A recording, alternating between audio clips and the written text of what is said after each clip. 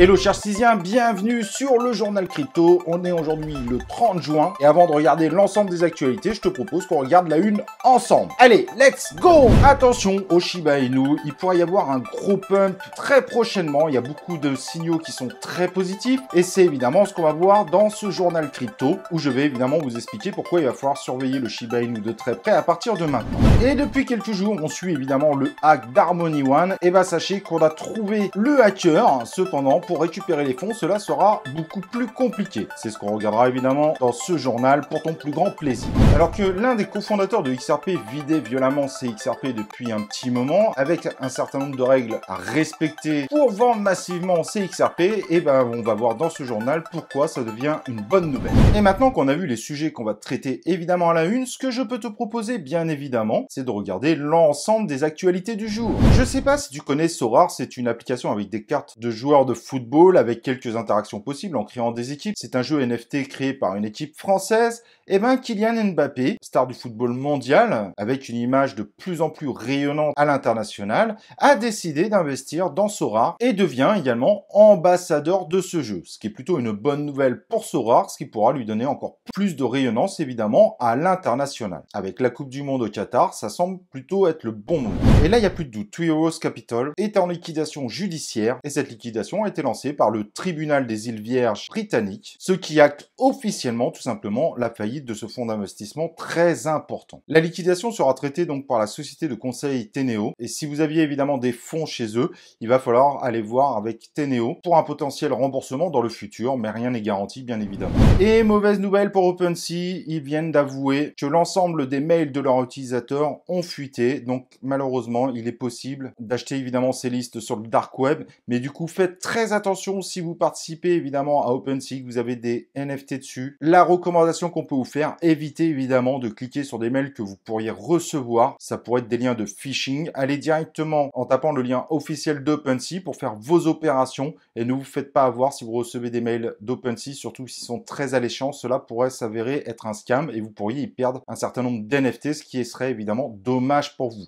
Voilà, vous êtes prévenus. Donc maintenant, mettez-vous en sécurité par rapport à ça. Alors comme vous le saviez, le Lynx, donc le Terra classique, avait sacrément pump, plus 132% hier quand on faisait la vidéo. Une raison qu'on avait évoquée possible, c'est la mise en avant du Lynx avec la fameuse vidéo d'Anonymous qui s'attaque directement à Do Kwon. Mais il est possible également que ça soit l'activation du tax burn de 1,2% sur chaque transaction qui a pu créer une euphorie et ce côté FOMO. Il est probable que les deux événements aient participé au pump finalement de ce fameux Lynx, ça paraît assez probable. Certes évidemment le token est un peu redescendu ce dernier jour, cependant il est resté à un niveau supérieur d'avant son pump, donc à voir évidemment ce que ça donnera à la suite.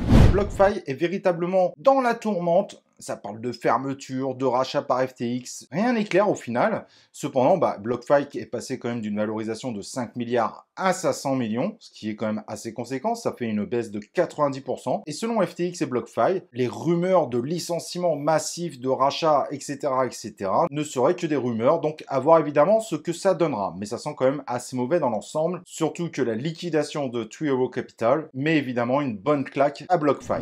Et donc le Shiba Inu, la question du jour, pourquoi je pense qu'il va falloir surveiller le Shiba Inu de très près à partir d'aujourd'hui? Il y a potentiellement un très gros pump qui pourra arriver et cette fois sur le coup à l'encontre des marchés, bien que cela pourrait légèrement contribuer à l'ensemble de l'écosystème des crypto-monnaies. Shibarium va passer en testnet, ce qui est super intéressant. On va voir concrètement ce que va donner cette couche 2 d'Ethereum et qui sera évidemment pas juste une simple couche 2, mais une couche 2 qui sera utilisée au moins par les futurs projets autour de l'univers du Shiba Inu. Et si c'est performant, peut-être que ça viendra à attirer aussi d'autres projets.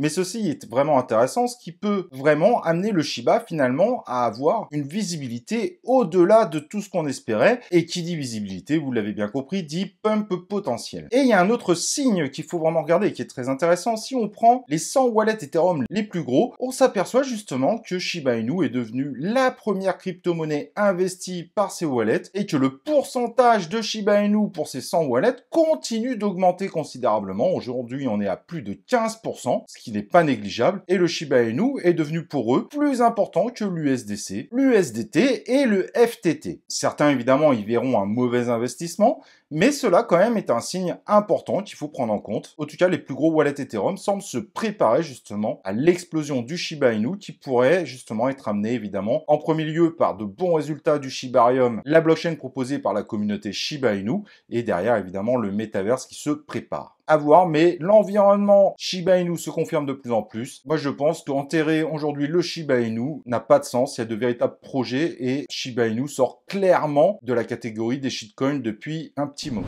Alors, si vous vous rappelez, je vous avais parlé d'Harmony One qui s'était fait hack, alors pas directement, mais par le bridge Horizon du côté Ethereum où 100 millions de dollars avaient été subtilisés. Triste nouvelle pour la blockchain. Le token, évidemment, One, donc d'Harmony One, a malheureusement bien baissé. Et les équipes d'Harmony One, qui évidemment veulent retrouver le coupable et potentiellement les fonds qui vont avec, ont proposé évidemment une récompense d'1 million de dollars pour ceux qui arriveraient à faire ramener les fonds, donc ce qu'on appelle les white hats, donc des hackers gentils si tu préfères, qui pourraient évidemment ramener ces 100 millions de dollars dans l'univers d'Harmony. Aux dernières nouvelles, les hackers commençaient à utiliser Tordano Cash pour essayer de brouiller les pistes évidemment de là où va passer tous ces fonds.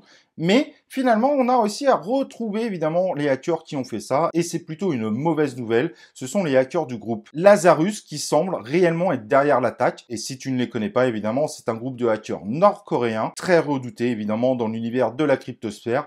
Et cela semble ainsi montrer évidemment que ça risque d'être de plus en plus compliqué pour récupérer les fonds et qu'il va peut-être falloir se résoudre à accepter malheureusement que ces 100 millions de dollars ont disparu et ne reviendront pas. Rien n'est impossible, certes, mais on est quand même sur des groupes de hackers de très haut vol et un retour des fonds évidemment paraît du coup de moins en moins probable. Je ne sais pas si tu étais au courant, mais XRP a perdu l'un de ses cofondateurs, Jed McCaleb, donc qui a participé évidemment à la création de Ripple en 2012. Il a quitté l'entreprise et depuis un certain moment, depuis pas mal d'années, il se débarrasse de tous les XRP qu'il devait récupérer, qui sont des récupérations par contractualisation. Mais le total de XRP qu'il récupérait était gigantesque car il faut savoir qu'à la base, il avait 9% des tokens, ce qui est gigantesque. Cependant, chaque année, il se débarrasse des tokens en respectant la règle qui lui a été imposée de ne pas pouvoir tout se débarrasser du jour au lendemain. Il ne pouvait se débarrasser que de 2 milliards de tokens par an et il se serait déjà débarrassé depuis 2020 de 4 milliards de tokens, ce qui est gigantesque. Et la bonne nouvelle, c'est que d'ici 13 semaines, s'il continue sur ce rythme-là, il se sera débarrassé de l'ensemble de ces tokens,